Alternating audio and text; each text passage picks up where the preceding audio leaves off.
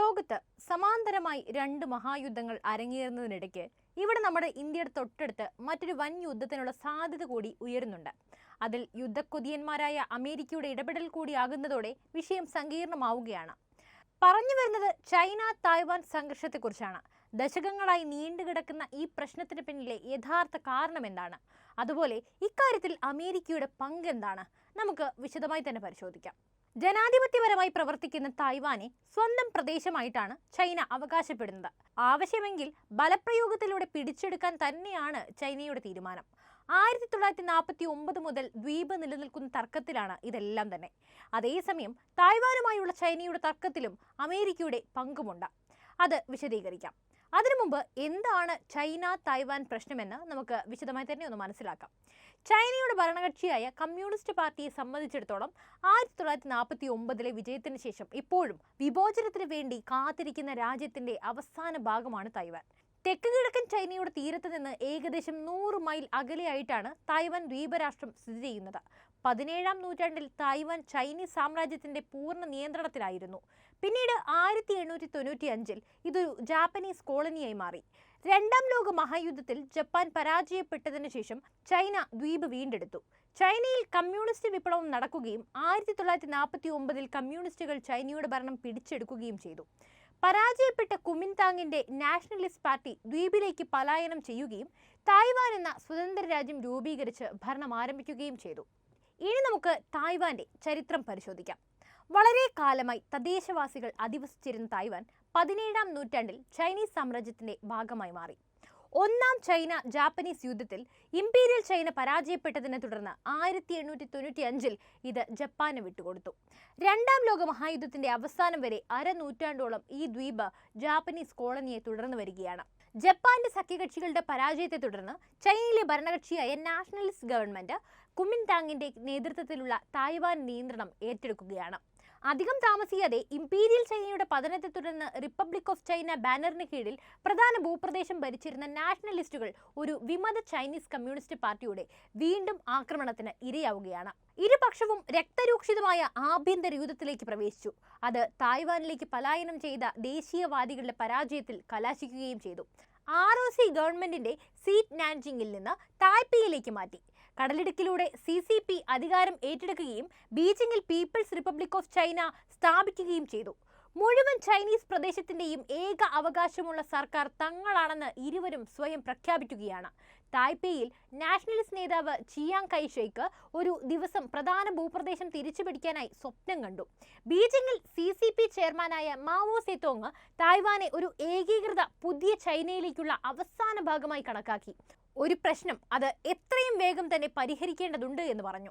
സമീപ വർഷങ്ങളിൽ തായ്വാൻ ചൈനയുടെ പ്രധാന ഭൂപ്രദേശത്തിനു മേലുള്ള തങ്ങളുടെ പ്രാദേശിക അവകാശവാദങ്ങളെ കുറച്ചു കാണിക്കുന്നു.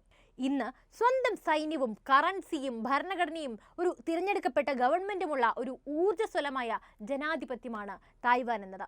എന്നാൽ ലോകത്തെ ഒട്ടുമിക്ക ഗവൺമെന്റുകളും ഇതൊരു സ്വതന്ത്ര രാജ്യമായി അംഗീകരിക്കുന്നുമില്ല. മാത്രവുമല്ല, നയതന്ത്രപരമായി കൂടുതൽ ഒറ്റപ്പെട്ട് കിടക്കുകയുമാണ്. വർഷങ്ങളായി മാറി മാറി വരുന്ന ബന്ധപ്പെട്ട അധികാരികൾ അവരുടെ നയതന്ത്ര അംഗീകാരം തായ്പേയിൽ നിന്ന് ബീജിംഗിലേക്ക് മാറ്റിയിട്ടുമുണ്ട്. 2021 അവസാനത്തോടെ തായ്വാനിൽ 15 നയതന്ത്ര സഖ്യകക്ഷികൾ മാത്രമേ ഉണ്ടായിട്ടുമുള്ളൂ. വളരെ വർഷങ്ങളായി ഇരു രാജ്യങ്ങളും തമ്മിലുള്ള സംഘർഷം കിഴക്കൻ ഏഷ്യയിൽ സജീവമായി നിലനിൽക്കുകയുമാണ്. എന്നാൽ ഇപ്പോൾ ചൈനയെ ചൊടിപ്പിച്ചത് തായ്വാൻ തിരഞ്ഞെടുപ്പാണ്. തായ്വാനിലെ ഭരണമുന്നണിയായ ഡെമോക്രാറ്റിക് പ്രോഗ്രസീവ് പാർട്ടി വീണ്ടും അധികാരത്തിൽ എത്തിയതാണ് ചൈനയ്ക്ക് തിരിച്ചടിയായത്. തായ്വാനുമേൽ ചൈന നടത്തുന്ന അവകാശവാദങ്ങളെ ശക്തിയുക്തം എതിർക്കുന്ന നേതാവാണ് നിയുക്ത പ്രസിഡന്റും നിലവിൽ വൈസ് പ്രസിഡന്റുമായ ലായ് ചിങ്തെ. പിന്നാലെ തന്നെ തായ്വാന് മുന്നറിയിപ്പുമായി ചൈന സൈനിക നീക്കങ്ങൾ ആരംഭിക്കുകയും പ്രകോപനം സൃഷ്ടിക്കുകയും ചെയ്തിരുന്നു. ഇതിൽ അമേരിക്കയുടെ പങ്കെന്താണ് എന്നതാണ് ഏറ്റവും പ്രധാനപ്പെട്ട ചോദ്യം.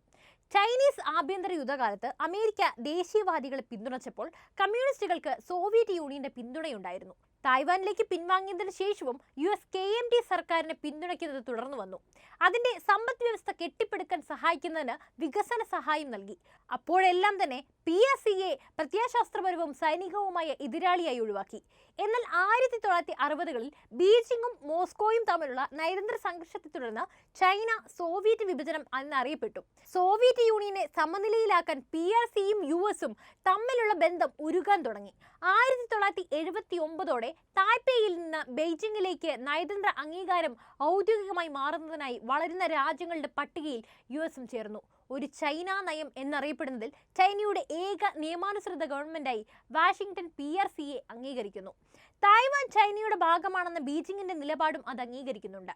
എന്നാൽ ദ്വീപിന്റെ മേൽ പരമാധികാരം എന്ന CCPയുടെ അവകാശവാദം ഒരിക്കൽ പോലും അംഗീകരിച്ചിട്ടുമില്ല.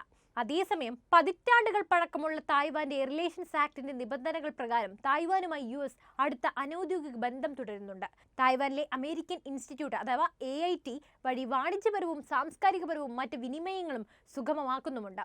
തായ്പേയിലെ US എംബസി എന്ന് പറയുന്നത് വളരെ പ്രധാനപ്പെട്ട ഒന്നുമാണ്. വാഷിംഗ്ടണും ദ്വീപിന് പ്രതിരോധ ആയുധങ്ങൾ നൽകുന്നുമുണ്ട്. എന്നാൽ ചൈനീസ് അധിനിവേശം തായ്വാനിൽ ഉണ്ടായാൽ അമേരിക്ക ദ്വീപിനെ പ്രതിരോധിക്കാനായി സഹായിക്കുമോ എന്ന കാര്യത്തിൽ നമുക്ക് അവ്യക്തവുമാണ്. അതുകൊണ്ട് അമേരിക്ക എന്നൊരു ഘടകവും ചൈനയെ ഏറെ പ്രകോപിപ്പിക്കുന്ന ഒന്നാണ്. അതേസമയം ഔദ്യോഗിക സ്വാതന്ത്ര്യം പ്രഖ്യാപിക്കാൻ പ്രേരിപ്പിച്ചേക്കാവുന്ന US ഉറപ്പുകൾ തായ്വാനെ ഇല്ലാതാക്കുക എന്ന ലക്ഷ്യത്തോടെയുമാണ്. നിലവിലെ സ്ഥിതി നിലനിർത്തുകയും ഏഷ്യയിൽ ഒരു യുദ്ധം ഒഴിവാക്കുകയും ചെയ്യുക എന്നതാണ് ഏറ്റവും ലക്ഷ്യം. അതുകൊണ്ട് തന്നെ ഇരുവശത്തുമുള്ള ബന്ധത്തിന്റെ മുറുകെ പിടിക്കാൻ വാഷിംഗ്ടണിനെ അനുവദിക്കുകയും ചെയ്യുന്നു. എന്നാൽ ബൈഡന്റെ കീഴിൽ ആ തന്ത്രപരമായ അവ്യക്തത കുറച്ച് അവ്യക്തമായി തന്നെ മാറിയിരിക്കുന്നുമുണ്ട്. അധികാരമേറ്റത് മുതൽ ചൈനീസ് ആക്രമണം ഉണ്ടായാൽ സൈനികമായി ഇടപെടാനായി US തയ്യാറാണെന്ന് ബൈഡൻ 3 തവണയാണ് പറഞ്ഞിട്ടുള്ളത്. ഓരോ തവണയും തന്റെ പ്രസ്താവനകളിൽ നിന്ന് പിന്മാറാൻ വൈറ്റ് ഹൗസ് തിരക്ക് കൂട്ടുന്നുമുണ്ട്. എന്നാൽ ബെയ്ജിങ്ങിനെതിരായ അദ്ദേഹത്തിന്റെ ഏറ്റവും പുതിയ മുന്നറിയിപ്പ് എന്നത് കൂടുതൽ പ്രതീകാത്മകമായ ഒരു ഭാരമാണ് അവിടെ ഉണ്ടാക്കുന്നത്. പ്രസിഡന്റ് ആയതിനു ശേഷമുള്ള ഏഷ്യയിലേക്കുള്ള അദ്ദേഹത്തിന്റെ ആദ്യ യാത്ര പോലും ചൈനയെ പ്രകോപിക്കുന്ന തരത്തിലായിരുന്നു. ഇത് ചൈനയുടെ വർദ്ധിച്ചു വരുന്ന സ്വാധീനത്തെ ചെറുക്കുന്നതിന് സഖ്യകക്ഷികളെയും പങ്കാളികളെയും ഒന്നിപ്പിക്കാനും ലക്ഷ്യമിടുന്നുണ്ട്. അതേസമയം ബെയ്ജിങ്ങും അദ്ദേഹത്തിന്റെ പരാമർശങ്ങളെ തള്ളിക്കളയുകയാണ് ചെയ്തത്. അതിലെ ശക്തമായ അതൃപ്തിയും ഉറച്ച എതിർപ്പുമെല്ലാം അവർ പ്രകടിപ്പിച്ചിട്ടുമുണ്ട്. ബൈഡന്റെ പ്രതികരണത്തെ ഇറുതിയിൽ എണ്ണയൊഴിക്കുക എന്നാണ് US പോലും ആരോപിച്ചത്. എന്തായാലും നമുക്കെല്ലാം അറിയാവുന്നതാണ് ബൈഡന്റെ യുദ്ധക്കുതിയെക്കുറിച്ച്. അതിപ്പോൾ നമ്മൾ ഉക്രൈനിലും കണ്ടുകൊണ്ടിരിക്കുകയാണല്ലോ. അതുകൊണ്ട് ബൈഡനെ കുറിച്ച് കൂടുതൽ പറയുന്നതിൽ അർത്ഥമൊന്നുമില്ല.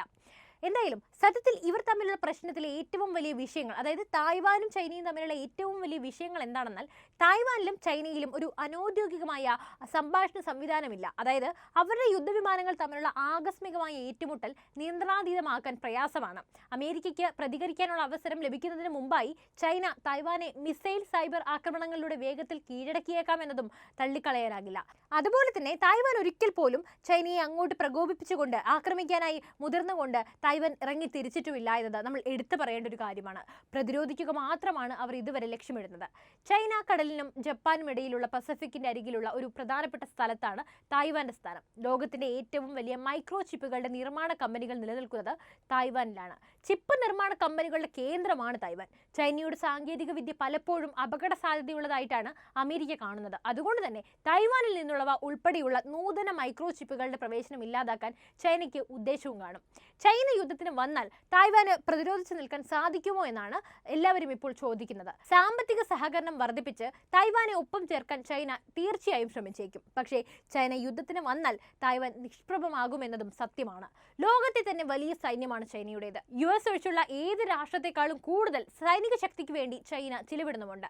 നാവിക കരുത്ത് മുതൽ മിസൈൽ ടെക്നോളജിയും സൈബർ ആക്രമണവും വ്യോമാക്രമണവും ഒക്കെ തന്നെ ചൈനയുടേത് വേറെ ലെവലാണ്. തായ്വാനെ ഒരു നിമിഷം കൊണ്ട് തകർക്കാൻ ചൈനയ്ക്ക് സാധിക്കുമെന്ന് സാരം. തായ്വാൻ എന്തൊക്കെ ചെയ്യാൻ പറ്റുമെന്നതും നമുക്കൊന്ന് പരിശോധിക്കാം. ചൈനയുടെ ആക്രമണത്തിന്റെ വേഗം കുറയ്ക്കാൻ സാധിക്കും. തീരമേഖലയിലൂടെയുള്ള അവരുടെ വരവ് അവർക്ക് തടയാനാകും. ഗറില്ല ആക്രമണമുറ സ്വീകരിക്കുകയും ചെയ്യാം. US സഹായിക്കുമെന്ന് ഉറപ്പുമാണ്. ആയുധങ്ങൾ തായ്വാന് നൽകുന്നത് US ആണ്. തായ്വാനെ സൈനികമായി സഹായിക്കുമെന്നാണ് ജോ ബൈഡനും പ്രഖ്യാപിച്ചത്. മുൻപ് പറഞ്ഞല്ലോ, നിലവിൽ ഏകീകൃത ചൈന എന്ന ആശയത്തോടൊപ്പമാണ് US ഉള്ളത്. ചൈന ഇടയ്ക്കിടെ പ്രകോപനം തായ്വാന് നേരെ നടത്താറുണ്ട്. എന്നാൽ പ്രത്യക്ഷത്തിൽ ഒരു യുദ്ധത്തിലേക്ക് പോയിട്ടില്ല. ലോകത്തിൽ തായ്വാൻ എന്ന രാജ്യത്തിന് വളരെ പ്രാധാന്യമുണ്ട് എന്നത് തന്നെയാണ് ചൈന ഇതുവരെ അവരെ അങ്ങോട്ട് ചെന്ന് ആക്രമിക്കാത്തതിന്റെ കാരണം. അതിന്റെ സമ്പദ്ഘടന തന്നെയാണ് മറ്റൊരു കാരണം. സുപ്രധാനപ്പെട്ട ഇലക്ട്രോണിക് ഉപകരണങ്ങളെല്ലാം തായ്വാനിൽ നിന്നാണ് വരുന്നത്. ഫോണുകൾ, ലാപ്ടോപ്പുകൾ, വാച്ചുകൾ, അതുപോലെ ഗെയിമിംഗ് ഉപകരണങ്ങൾ, കമ്പ്യൂട്ടർ ചിപ്പുകൾ എല്ലാം തായ്വാനിലാണ് ഉണ്ടാക്കുന്നത്. തായ്വാൻ കമ്പനിയായ TSMC ലോക വിപണിയുടെ പകുതിയും കൈയാളുന്നവരാണ്. TSMC ചിപ്പുകൾ നിർമ്മിക്കുന്ന കമ്പനിയാണ്.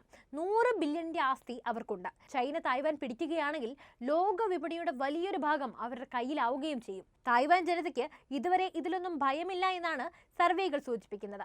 ചൈനയുമായി യുദ്ധം ഉണ്ടാവില്ലെന്നാണ് സർവേയിൽ പങ്കെടുത്ത 3-ൽ 2 ഭാഗം പേരും അഭിപ്രായപ്പെട്ടതും. ഇവരെല്ലാം തായ്വാൻ ജനതയാണെന്ന് വിശ്വസിക്കാനാണ് താല്പര്യപ്പെടുന്നതും. എന്തായാലും ചൈന തായ്വാൻ വിഷയത്തിൽ എന്ത് സംഭവിച്ചാലും അമേരിക്കയുടെ പ്രതികരണം നിർണായകമാകുമെന്ന് പറഞ്ഞുകൊണ്ട് തന്നെ നമുക്ക് അവസാനിപ്പിക്കാം. അപ്പോൾ ഈ ഒരു വിഷയത്തിൽ നിങ്ങളുടെ അഭിപ്രായം തീർച്ചയായും കമന്റ് ചെയ്യൂ. അതോടൊപ്പം ഈ വീഡിയോ ലൈക്ക് ചെയ്യാനും ഷെയർ ചെയ്യാനും ശ്രദ്ധിക്കുമല്ലോ.